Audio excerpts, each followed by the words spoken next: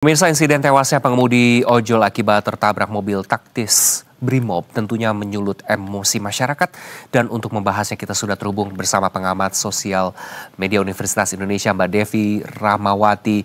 Halo Mbak Devi, terima kasih sudah bergabung. Mbak Devi. Halo. Ya. Halo Mbak Devi, selamat siang Mbak. Bagaimana Anda melihat fenomena yang terjadi saat ini Mbak Devi? Silakan. Ya, tentu kita semua turut berduka yang mendalam atas apa yang terjadi pada saudara kita yang kemarin berada di depan rumah rakyat untuk bersama-sama menyampaikan aspirasi yang juga sebagian besar dirasakan oleh masyarakat lainnya.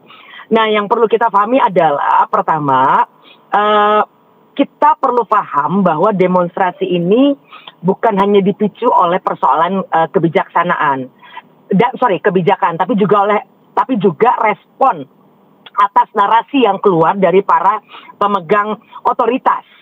Ini yang dalam situasi yang memang tidak mudah, Indonesia sebenarnya kita harus bersyukur situasi kita tidak sesulit negara lain. Oleh karenanya, respon-respon yang minim empati, pernyataan-pernyataan yang menyederhanakan masalah, bersifat menentang, atau bahkan dianggap meremehkan, itu memiliki efek transformatif. Mereka akan mampu mengalihkan fokus aspirasi dari substansi kebijakan menjadi persoalan martabat.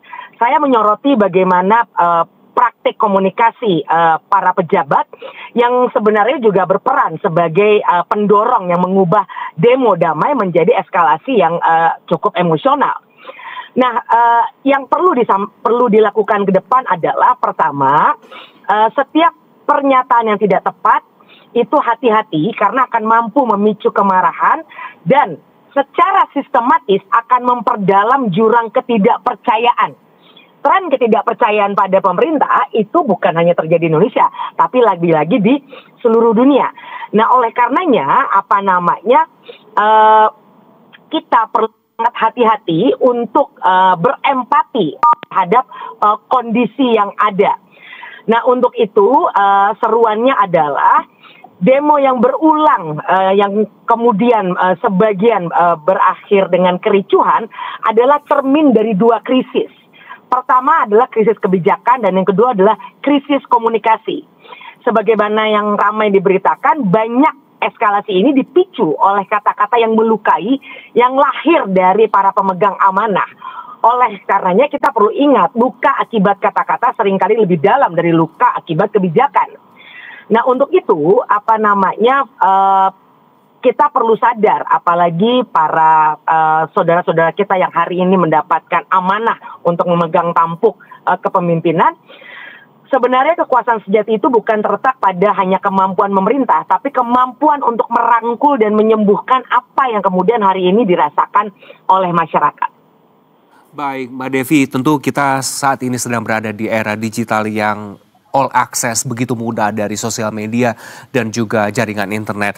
Ada yang menyampaikan update-update terkini dengan tepat sasaran dan tepat informasi begitu. Ada juga yang mengupload atau mengunggah gambar-gambar yang sebetulnya belum tentu kebenarannya terkonfirmasi. Bagaimana saran Anda agar tidak mudah terprovokasi begitu, terutama seluruh lapisan masyarakat dimanapun berada, terutama di Jakarta, dan bagaimana saran Anda Mbak Devi?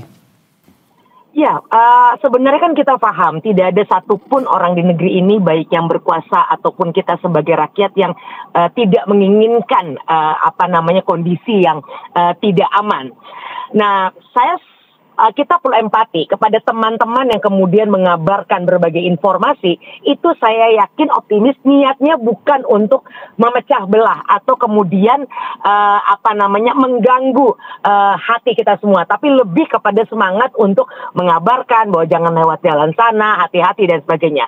Tapi memang perlu ada kesadaran juga ketika informasi yang ternyata belum tentu benar itu justru nanti akan akan menjadi bensin kemarahan yang justru tidak berdasar pada kebenaran, kita semua tentu akan turut bertanggung jawab terhadap apapun kejadian yang berpotensi ke depan.